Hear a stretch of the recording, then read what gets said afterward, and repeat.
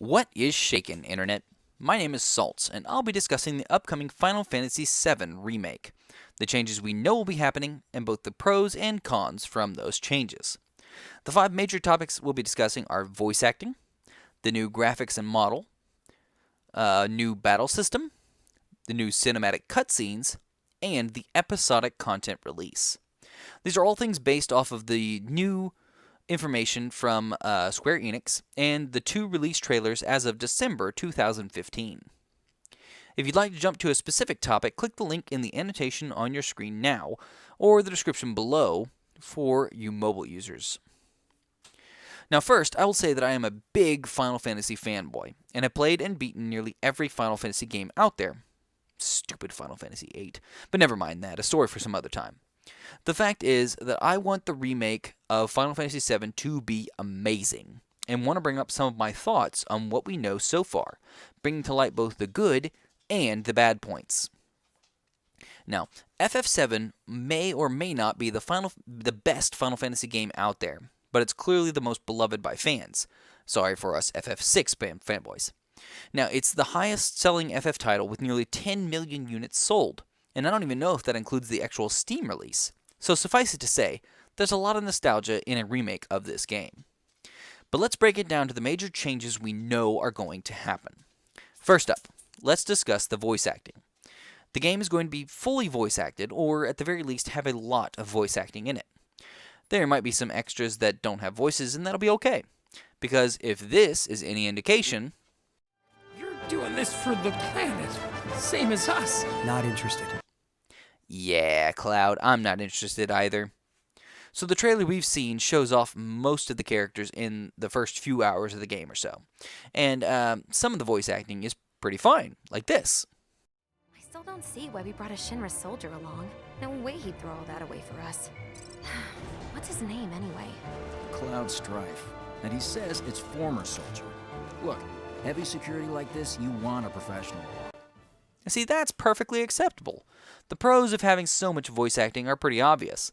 It increases the immersion of the game and really heightens the narrative to bring the characters to life. The cons are also just as obvious. You're doing this for the planet, same as us. Not interested. That. Listen, I know Wedge isn't a pivotal character, and you have to have some throwaway dialogue that's voice acted by someone, but this kind of stuff is what can do the exact opposite of immersion and make your eyes roll. I equate this to Vanille's voice acting in FF13. I'm sure some people liked it, but it is just like nails on a chalkboard, and it just drags the whole thing away from realistic conversations. And there's a lot of characters in this game. If they're going to give lines of voice acting to Wedge, there will be a lot of minor characters that will need to be voiced. And that's an awful lot of potential to screw up. As far as the voice acting goes, I'm actually more scared of it than I am for excited.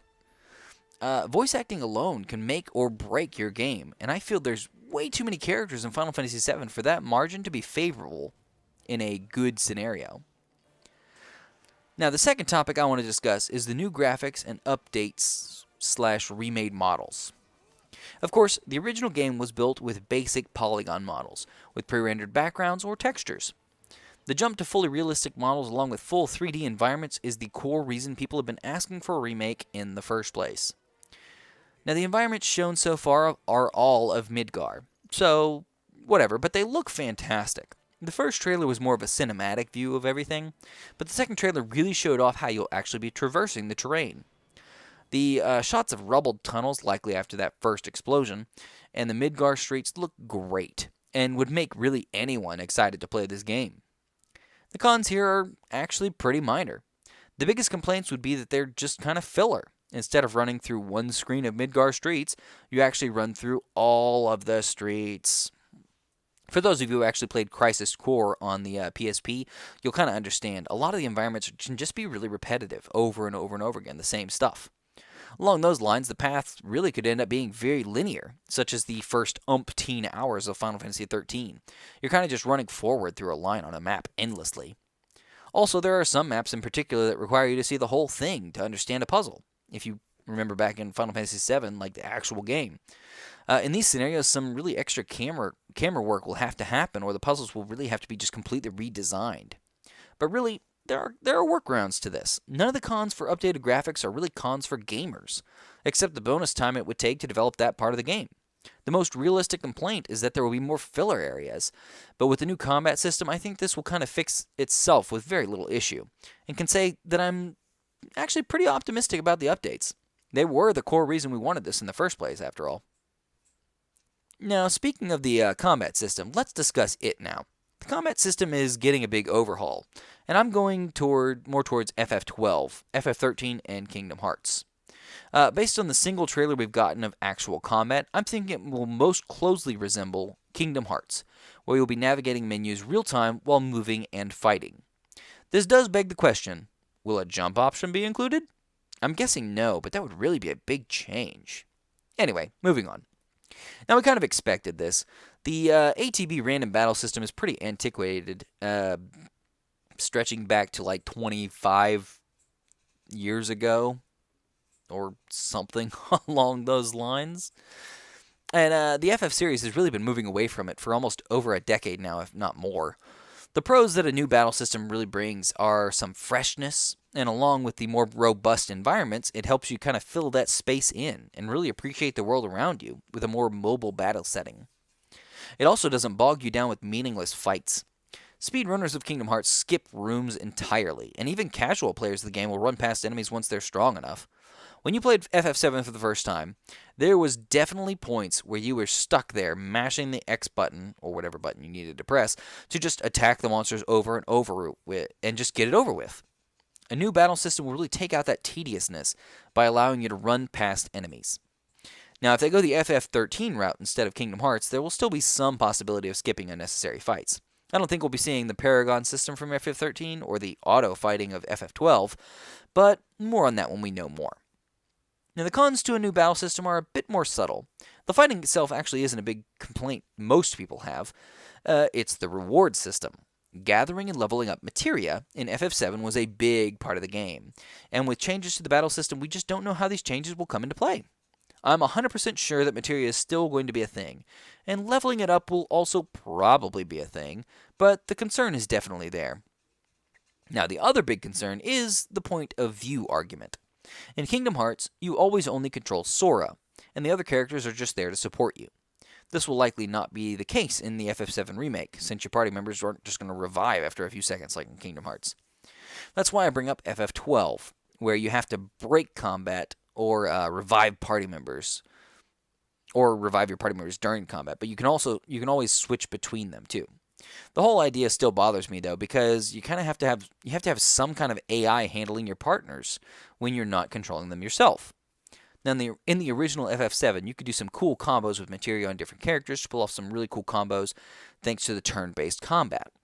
That kind of control just won't happen at the same level when you only control one character.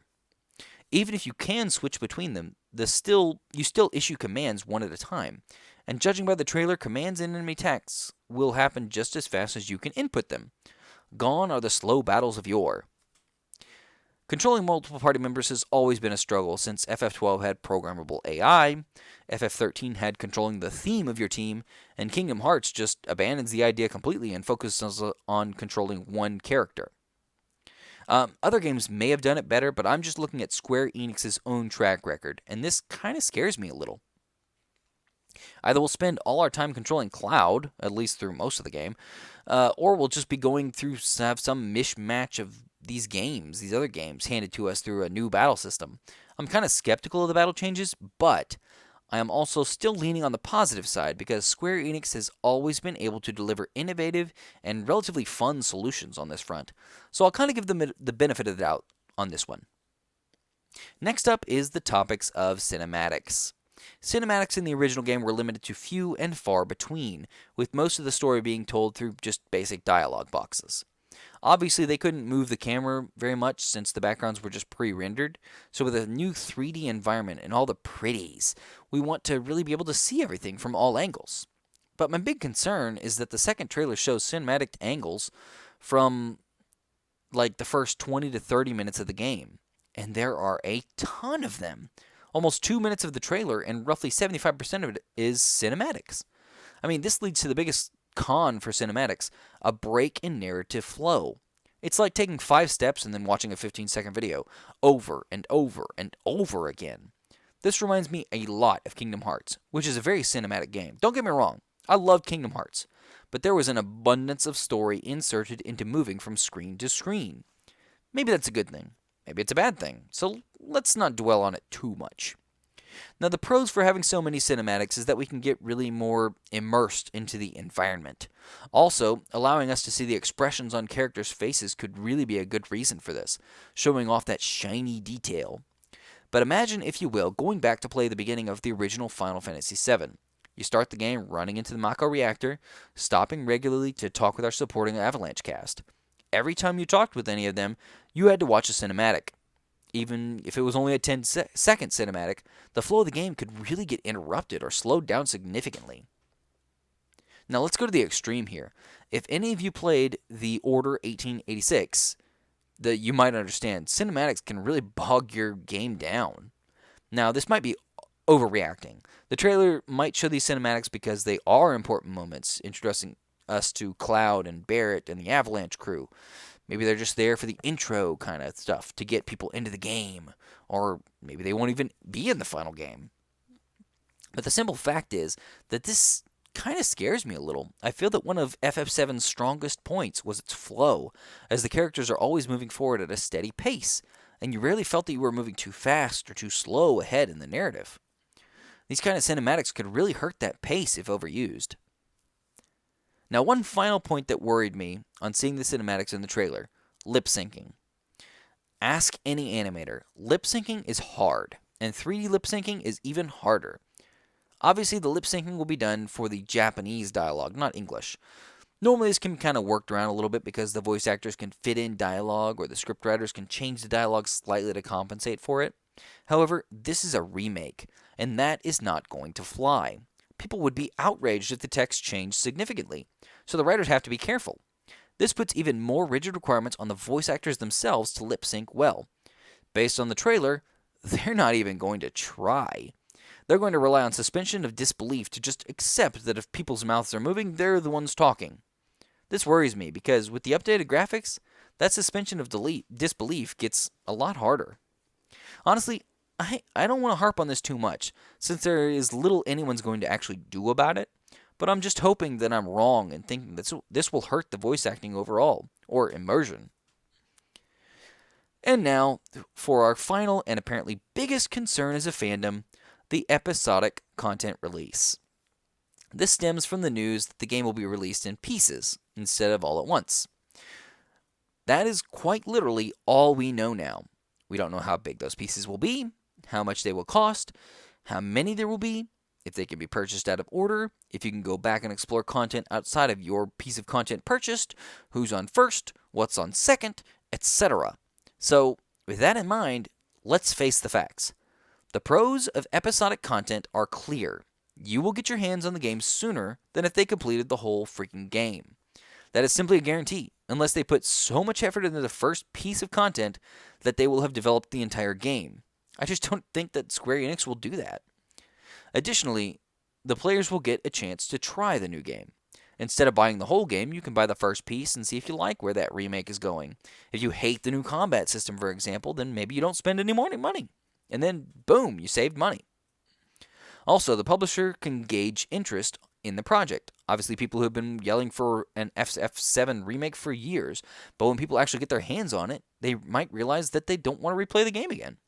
If Square Enix can find out just how much support they can get by continuing this, they'd be more inclined to actually finish the thing. Now, the most immediate con people are yelling about is money, money, money.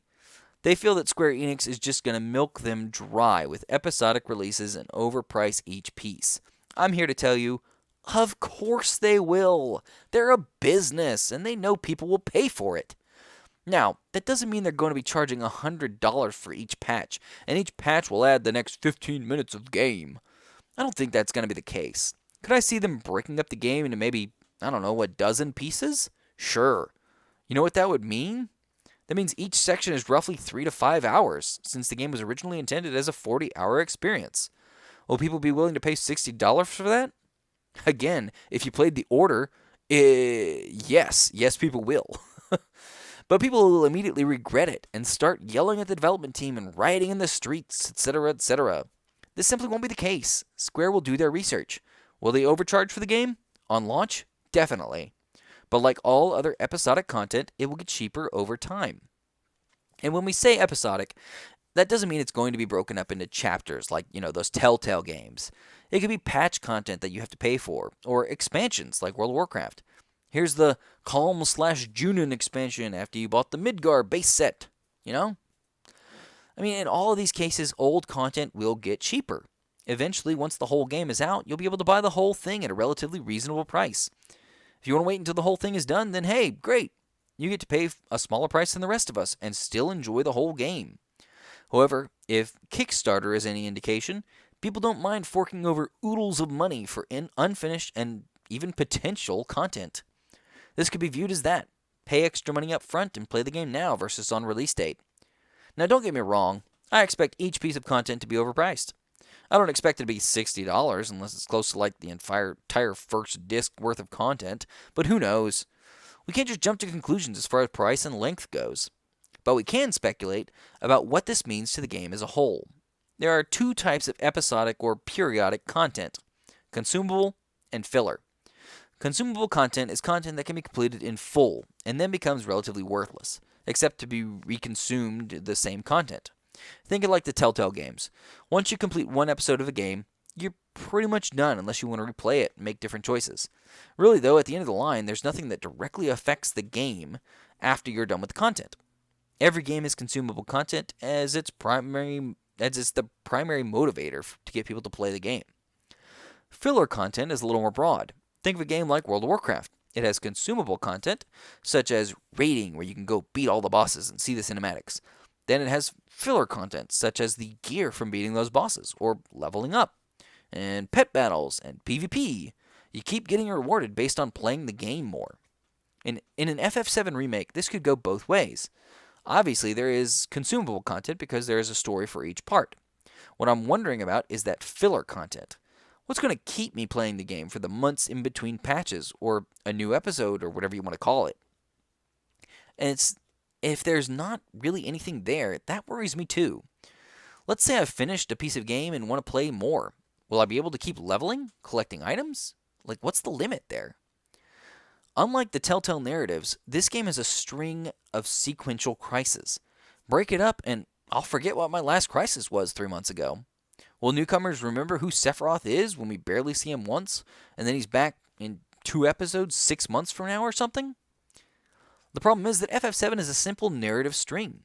It's a single narrative string. Sure, it has subplots and side quests, but the story is a single major arc, like most Final Fantasies. Most episodic games are designed to be several smaller arcs that eventually build up into an overall arc. It's not impossible to make it work. Break it up during long travel sequence could work. Splitting it after climactic moments. A simple previously on Final Fantasy VII to recap what happened. These could all work to bridge the gap between content. But still, this could be a big blow to the fantastic pacing of the original game. Now, we've all waited a really long time for this game, so I would say that waning interest really wouldn't be a concern. I would still like to see some kind of filler to keep people interested in the interim, though. Something as simple as missions, where you can run through locations in the content, doing various tasks, fighting bosses, revealing bits of backstory. These could be fantastic ways just to kill time. No voice acting necessary. Just let us play through some side missions from a menu, or something like that, and reveal parts of the story from other games just through some basic text. If nothing else, at this point, Final Fantasy VII has a ton of backstory developed into plenty of other games that it can pull from. These kind of things don't have to affect the main game. Don't level up our characters or anything. Don't give us bonus gil or stuff like that. Just let us play if we want to with some nice filler. Now, this is, of course, raises the biggest realistic con of episodic content. What if there's too much filler? Technically, this isn't a bad thing since you'll be able to do more in the content that you buy. But the big concern is that it will drag out the development cycles on future content. It's like, if they do those side missions, they could have the next bit of content. If they don't do those side missions, they could have the next bit of content out in a month. But if they do add that filler, it'll take them 3 months to do it. Would that be worth it? I don't know. I honestly can't imagine any substantial content coming out in less than a 3-month span between each piece. Living in the development world myself, I would see that as an aggressive schedule to get anything together. Of course, this all depends on the size of the content, which I've said multiple times we don't have. I'm less concerned than others about this episodic content, mostly because I feel that this is a non-issue. If it's a big deal for you, wait for the full game to be done, or you can purchase the whole thing for a likely reasonable sum, or you can be happy to play part of the game before its release, likely at a premium price. Think about it. When the game is completely done and finished, you think they'll sell it for like $150? No, they won't. It'll be marked down to an appropriate price at that time, even if the individual parts were more expensive before. Now, there are other cons to episodic content, but most of them are related to how they interact with each other. For example, could I buy the last piece of content without purchasing all the others and then just enjoy running around on Disc 3, collecting stuff and being super powerful? Or will it not let me go to Midgar if I don't have that original Episode 1? Like, these are all too hypothetical to get at without some more evidence. So I really don't want to raise them at all yet.